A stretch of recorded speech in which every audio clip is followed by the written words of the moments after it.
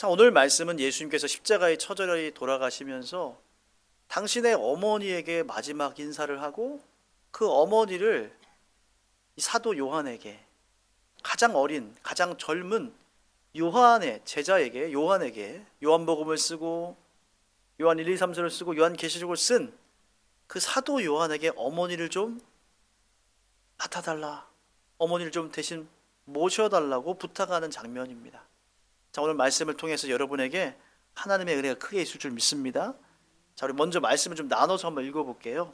어떤 일이 예수님 십자가 사건 가운데 있었는지. 자, 요한복음 19장 23절에서 24절까지. 자, 다시 한번 본문 읽어보겠습니다. 시작. 군인들이 예수를 십자가에 못 박고 그의 옷을 취하여 네 깃에 나눠 각각 한 깃씩 얻고 속옷도 취하니 이 속옷은 호지 아니하고 위에서부터 통으로 짠 것이라. 군인들이 서로 말하되 이것을 찢지 말고 누가 얻나 제비 뽑자 하니 이는 성경에 그들이 내 옷을 나누고 내 옷을 제비 뽑나이다 한 것을 응하게 하려 함이로라. 군인들은 이런 일을 하고. 아멘. 자, 여러분들, 예수님이 마지막에 십자가에 달려 돌아가셨을 때 입은 옷이 지금 발견되고 그게 사실이라면 그 예수님의 옷의 가격이 얼마나 될까요? 저는 아마 몇 조도 가능할 수도 있을 것 같아요. 제가 만약에 진짜 돈이 많은 일론 머스크 같은 사람이라면, 제가 하나님을 정말로 믿으니까 정말로 예수님이 십자가에 달려 돌아가실 때 입은 옷이었다 라고 하면 저는 10조도 쓸 것 같아요. 진짜로. 아마 그래서 그랬을까요? 이 로마 병사들이 예수님이 굉장히 인기가 많고 수많은 사람들이 따라다녔기 때문에, 야, 저 옷을 갖고 있으면 뭔가 돈도 될 것이고, 또 야, 옛날에 예수님이 여인이 12일의 혈류병으로 앓는 여인이 예수님의 옷자락을 만져도 병이 그시로 나았거든요. 야, 뭔가 이거를 갖고 있으면 좋을 것 같다 해서 오늘 말씀해 보니까 예수님의 옷을 어떻게 했어요? 그의 옷을 취하여 네 등분으로 나눴다는 거예요. 한 병사, 두 병사, 세 병사, 네 병사가 나눠 가졌고요.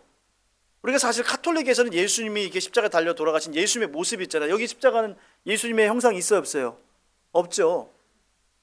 그래서 예수님의 카톨릭에 보면 예수님의 형상이 있고 예수님의 하체를 가린 속옷을 이렇게 입고 이렇게 우리를 위해서 돌아가신 예수님의 모습이 있는데, 사실 실제로는 예수님이 속옷을 입었어요, 안 입었어요?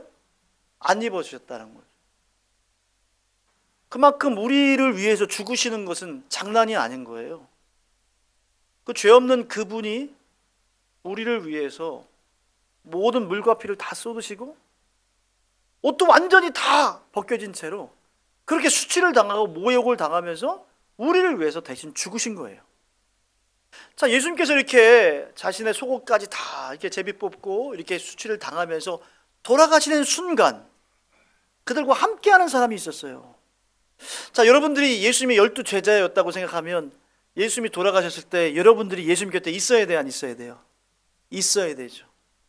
근데 예수님이 십자가에 달려 돌아가실 때 누구만 있었어요? 네, 딱 한 사람만 있었어요. 누구예요? 12 제자 중엔 이 요한밖에 없었어요.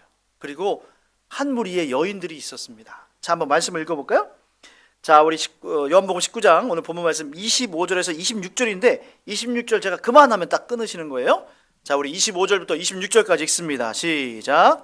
예수의 십자가 곁에는 그 어머니와 이모와 글로바의 아내 마리아와 막달라 마리아가 섰는지라. 예수께서 자기의 어머니와 사랑하시는 제자가 곁에 서 있는 것을 보시고. 아멘. 거기까지만요. 자, 여러분, 예수님의 십자가 죽음 앞에 끝까지 함께 한 사람, 이 요한복음에 나오는 사람 몇 명이에요? 보니까 어머니 마리아, 이모, 그 다음에 누구예요? 글로바의 아내 마리아. 성경에 글로바의 아내 마리아에 대해서 자세히 나오지는 않습니다. 막달라 마리아, 그냥 일곱 귀신이 걸린 들렸던 마리아. 그 다음에 사도 요한. 남자는 딱 몇 명이에요? 한 명. 총 5명만 예수님이 이렇게 비참하게 돌아가실 때 밑에서 예수님의 죽음을 목도한 거예요. 요한복음은 다른 성경이 나오지는 내가 목마르다 이런 거는 다른 복음서는 안 나와요. 요한이 직접 봤기 때문에 특별하게 예수님의 가상 7원이라고 그러잖아요.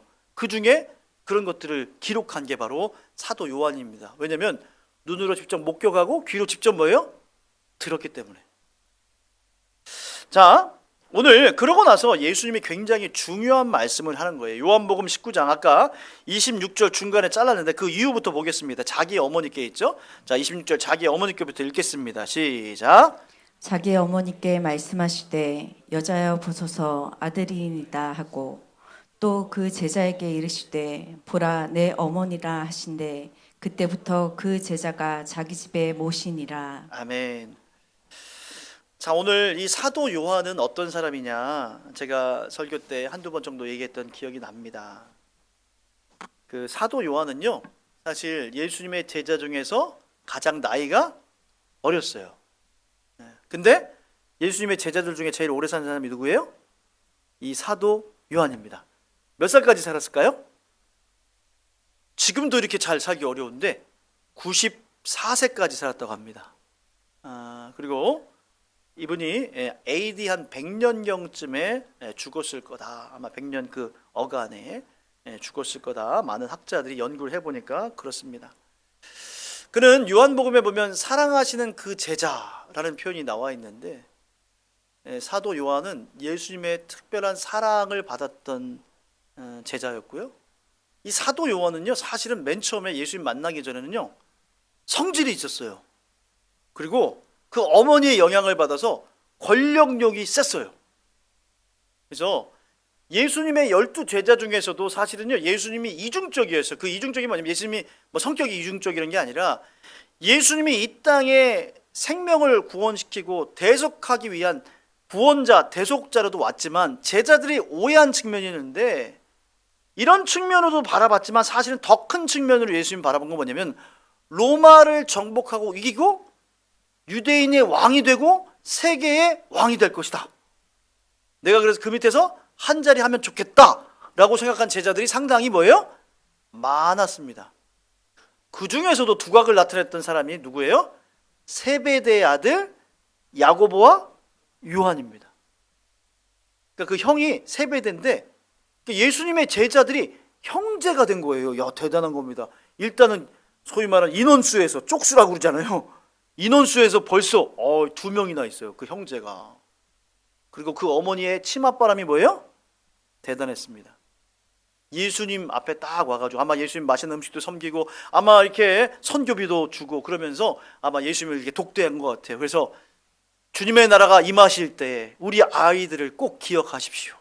그래서 하나들은 오른쪽에, 하나들은 왼쪽에 영의정도 시켜주시고 좌의정도 시켜주시고 이렇게 청탁을 한 거예요.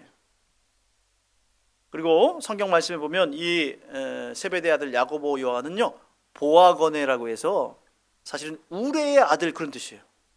그러니까 성질이 뭐예요? 그들이 마음에 안 들 때 이 사마리아인의 땅에 갔을 때 그들이 영접하지 않으니까 하나님 불을 내려서 확 그냥 다 태워버리라고 기도할까요? 그만큼 성질이 급했어요. 마음에 안 들면 그냥 푹 하고 나왔단 말이죠.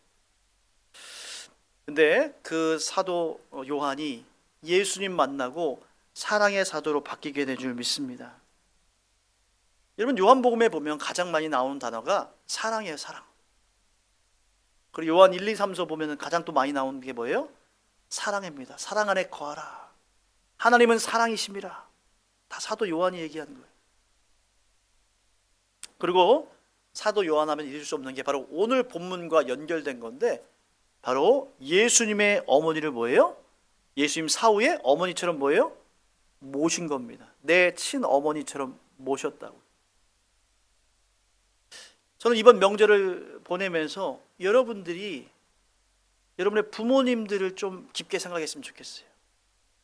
우리 부모님들의 모습을 보면서 예수님이 그 어머니 마리아를 얼마나 사랑하셨고 또 사도 요한은 그 예수님의 어머니를 대신해서 얼마나 효도하면서 모셨는가, 그거를 한번 좀 봤으면 좋겠습니다.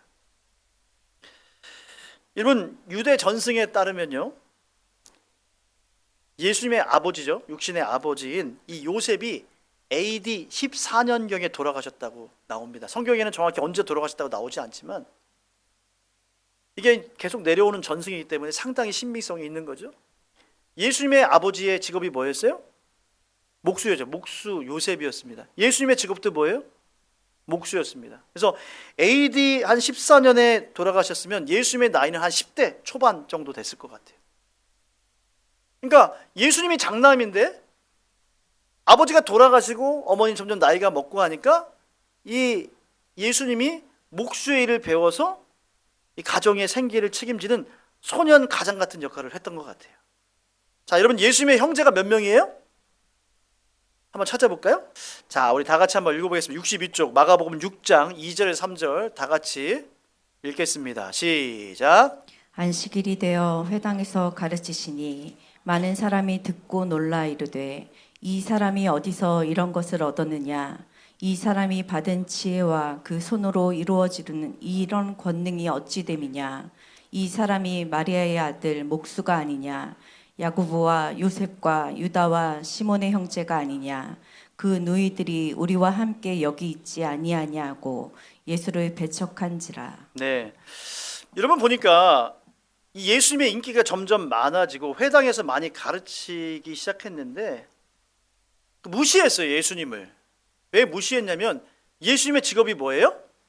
목수였어요. 목수. 자, 성경을 좀 잘 해석하는 팁을 좀 알려드릴까요? 자, 오늘 이 구절만 보고 나서 예수님의 아버지인 요셉이 죽었을까 안 죽었을까를 우리가 유추할 수가 있어요. 자, 어디를 통해서 유추할 수 있죠? 좀 이게 좀 지혜로운 분은 쫙 캐치를 할 수 있을 것 같아요. 예? 뭐라고 그랬어요? 여기 보니까 마리아의 아들. 왜 그러면 예수님의 아버지가 돌아가셨다고 유추할 수 있어요? 보통 항상 성경은 뭐예요? 이 남자 아버지의 아들이라고 하지 어머니의 아들이라고 하지 않죠. 근데 왜 그랬을까요? 아버지가 이미 돌아가신 지가 상당히 됐을 거예요. 예수님이 공생애 생활을 몇 살에 하셨어요? 30살에 했어요. 그럼 예수님이 10대 초반쯤에 아버지가 돌아갔을 거라고 유대 전승에 보면 한 15년에서 한 그 정도 10년 정도의 최소한의 간격이 있기 때문에 이제는 아버지 요셉이 돌아간 지 한참 됐단 말이에요. 그래서 동네에서든 어디든지 누구라고 불리는 거예요? 마리아의 아들 예수 이렇게 부르는 거죠. 보니까 딸린 형제들이 몇 명이에요? 야고보, 요셉, 유다, 시몬. 남자가 몇 명이었어요? 4명이에요. 그러니까 예수님까지 하면 몇 명이에요? 5명. 5형제죠? 그리고 또 뭐라고 했어요? 그의 누이들. 그럼 최소한 몇 명이에요? 2명. 그러면 최소한 7남매였다는 거예요. 어머니까지 하면 8명, 예수님까지 하면 9명. 아마 예수님은 공생애 생활을 하기 전에 적어도 한 9명 정도의 대가족을 책임지면서 열심히 목수로서 일하면서 어머니를 봉양하고 동생들을 책임졌을 거예요. 여러분 중에 그런 분이 있을 겁니다. 부모님들이 일찍 돌아가시거나 아프셔서 내가 장남인데 장녀인데 아니면 중간이라고 해도 내가 돈 벌어서 동생들 가르치고 그래서 내가 공부도 제대로 못한 분도 계시더라고요. 저희 어머니도 그러셨거든요. 아마 예수님에게는 굉장히 큰 삶의 무게가 있으면서도 늘 어머니 걱정, 늘 동생들 걱정이었을 거예요. 여러분 오늘 설 명절을 맞이해서 한번 여러분의 가족을 한번 생각해 보세요. 여러분을 위해서 희생했던 부모님들, 또 나를 위해서 정말 고생한 누나든 형이든 동생들이든 생각하면서 이번 명절에 그런 희생한 것, 또 헌신하고 사랑을 베풀었던 것에서 정말 감사하고 은혜를 나누는 저와 여러분 되길 주님을 축복합니다. 예수님은 완전한 인간이셨으며 완전한 하나님이셨어요. 그게 기독교 정통 교리입니다. 예수님은 그냥 잠깐 인간의 몸을 입고 온 게 아니라 100% 인간이셨고 100% 하나님의 아들 신이셨어요. 아멘이십니까? 그게 기독교 정통 교리란 말이에요. 그냥 가짜로 십자가에 죽고 가짜로 그냥 고생한 게 아니에요. 우리가 똑같은 그런 고통과 돈을 벌기 얼마나 힘들어요. 저희 아들이 어제 알바를 하면서 와가지고 씩씩거리면서 와더라고요. 그동안 너무 좋다고 했거든요. 근데 알바를 하면서 왜 힘드냐 했더니 거기 온 한 그 사람들이 왜 빨리 아이스크림을 안 주냐 이러면서 막 뭐라고 하고 막 그러겠다는 거예요. 본인이 서빙하면서 뭐 안 나오니까 안 주고 근데 준 지 얼마 안 됐대. 다른 음식을 준 지도 안 됐는데 그걸 못 참아가지고. 그리고 요즘은 이제 뭐 직원들이 많지 않잖아요. 경기가 어렵고 하니까 서빙하는 사람이 많이 하니까 왜 이거를 음식 먹고 날라주라고 하느냐 막 뭐라고 또 항의해서 제가 그런 생각이 들었어요. 야, 돈 벌기 힘들지? 엄마 아빠도 다 그렇게 힘들게 돈 벌었어. 이런 얘기를 했죠. 우리가 자라면서 사실 우리 부모님의 그 어려움과 힘든 거, 서러운 거, 고통을 다 이해하고 이제 성숙하게 되면서 그분들의 아픔을 알게 됩니다. 저는 오늘 말씀을 준비하면서 저희 가족을 한번 적용해 봤어요. 생각해 봤어요. 제가 늘 가장 죄송한 분이 저희 어머니예요. 어머니. 목회한다고 제가 잘 섬기지 못하고 잘 봉양을 못해서 늘 죄송합니다. 아마 어머니가 없었으면 제가 이 목회를 할 수 있나 그런 생각이 들어요. 저희 어머니가 27살 때, 제가 3살 때 저희 아버님이 중풍으로 쓰러지셔서 38년 동안 아팠다고 얘기 들었습니다. 정말로 여자가 할 수 없는 그런 수많은 고통을 당하면서 저희 두 아들을 주의 종으로 키웠습니다. 그러면서 사실 다른 사람들처럼 제가 어머니를 잘 섬기지 못하죠.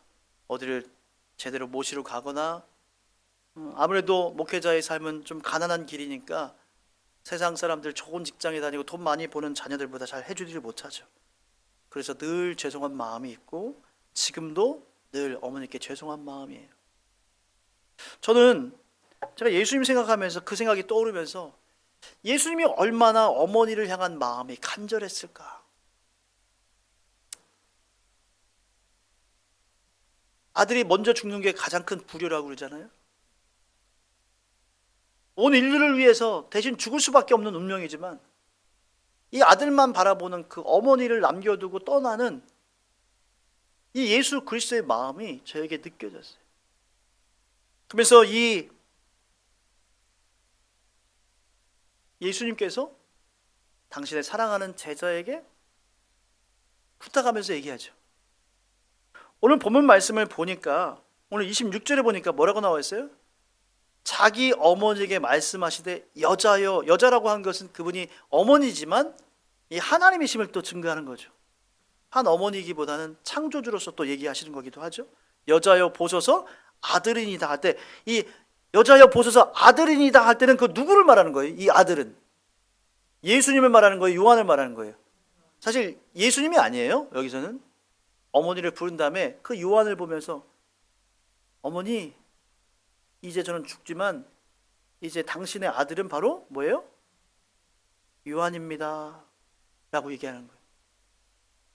그 이야기를 할 때 예수님의 마음이 얼마나 힘들었을까요?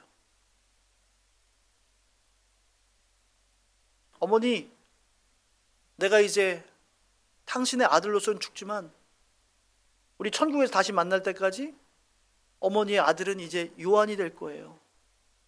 어머니 요한을 좀 보세요. 그리고 요한을 향해서 그 제자에게 얘기를 하죠. 보아라, 요한아, 이 마리아를, 내 어머니를 봐라. 이제부터는 너의 어머니다. 여러분, 누가 기독교를 효도하지 않는 종교라고 얘기했죠? 여러분, 이 기독교는요 가장 효를 강조하고 그 사랑, 부모에 대한 사랑을 가장 강조하는 종교가 사실은 기독교예요. 그게 이상하게 제사 안 지는 것 때문에 오해돼서 그렇지. 여러분, 오늘 이번 설 명절에 여러분 부모님이 살아계시다면 정말 효도하시길 주님을 축복합니다. 그 갈라진, 여러분을 위해서 희생하고 헌신한 그 갈라진 손을 좀 잡아주시고, 눈가와 이마에 깊이 패인 그 어머니 아버지의 그 얼굴을 만져주시고, 엄마 고생하셨어요. 아버지 사랑합니다. 어머니 아버지 때문에 제가 여기 있어요. 이렇게 고백하고 안아주시는, 효도하시는 저와 여러분 되길 주님을 축복합니다.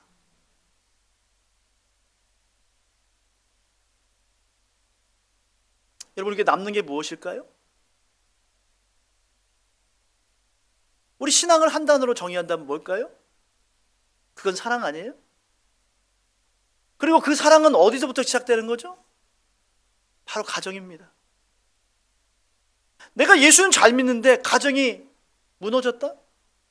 그럼 한번 돌아봐야 됩니다. 내 신앙이 정말 잘 된 것인가? 사랑이 있어야 돼, 사랑이. 가족부터, 내 사랑하는 아내, 남편부터 사랑이 회복돼야 돼요. 내 자녀들과의 관계부터 사랑이 회복돼야 돼요. 쉽지 않습니다. 요즘에 정말 쉽지 않아요. 그게 워낙 생각도 다르고 세대 차이도 크고 워낙 세상도 복잡하고 서로 상처도 있기 때문에 가족을 사랑하면서도 이상하게 섭섭하고 미워하는 관계가 되고 어려운 관계가 많이 있어요. 충분히 이해합니다. 그러나 노력해야 돼요. 회복해야 될 줄 믿습니다. 품어야 돼요. 이 명절을 보내면서 오늘 말씀을 통해서 예수님의 그 사랑을 묵상하니까 너무 감사하고 기뻤어요. 그리고 부족하지만 아직 제 곁에 계신 어머니 있는 게 너무 감사하고 사랑하는 가족을 주신 게 너무 감사하고 이 명절 때 정말 다른 것보다 그 감사와 사랑을 표현해야겠구나. 어머니 사랑합니다. 아버지 때문에 제가 있습니다. 우리 사랑하는 자녀들 자랑스럽다. 엄마가 아빠가 너무 미안해. 더 사랑하지 못해서. 상처 줘서 미안해. 자, 여러분, 이번 설 명절 때요, 음식 잘하는 것도 중요하지만 다른 것보다 사랑하는 부모님들, 여러분의 자녀들, 남편, 아내, 여러분의 형제들, 일가 친척들 손을 잡아주시길 주님을 축복합니다. 그리고 미안하다고 한번 얘기해 보세요. 제가 우리 아들에게 미안하다는 말을 잘 못했던 것 같아요. 보니까 항상 진격 앞으로, 장교 출신이라서 그런지 모르겠지만 할 수 있어 자식아, 뭐 그것 때문에 뭐돼, 가자, 항상 이렇게만 했던 것 같아요. 근데 아들하고 관계에서 미안해 라는 말을 하기 시작부터 더 관계가 더욱더 깊어지고 풍성해졌어요. 쉽지 않더라고요, 미안해 라는 말을 하기가. 이상하게. 근데 그 말을 하면서부터 더 사랑이 깊어졌어요. 요즘은 이제 한번 하니까 그 다음부터는 미안해 말을요 잘해요. 그러니까 아들하고도 관계가 더욱더 깊어지는 것 같아요. 사랑하는 여러분, 사랑한다는 말보다 이번 명절 때는 손잡아주면서 엄마 미안해요, 아빠 죄송해요, 제가 더 잘했어야 되는데, 근데 엄마 아빠 제가 사랑하는 거 알죠? 아들아 딸아 미안해, 엄마 아빠가 더 잘했어야 되는데 잔소리만 하고 미안해. 여러분 꼭 숙제하시길 주의 이름으로 축복합니다. 제가 점검할 거예요. 물어볼 거야. 그래서 여러분들 이번 성절이, 이 설 명절이 여러분에게 잊혀지지 않는 명절 되게 하시고 가족 안에 놀라운 사랑을 회복하는 여러분의 가정, 여러분 한 분 한 분 다 되시기를 주의 이름으로 축복합니다.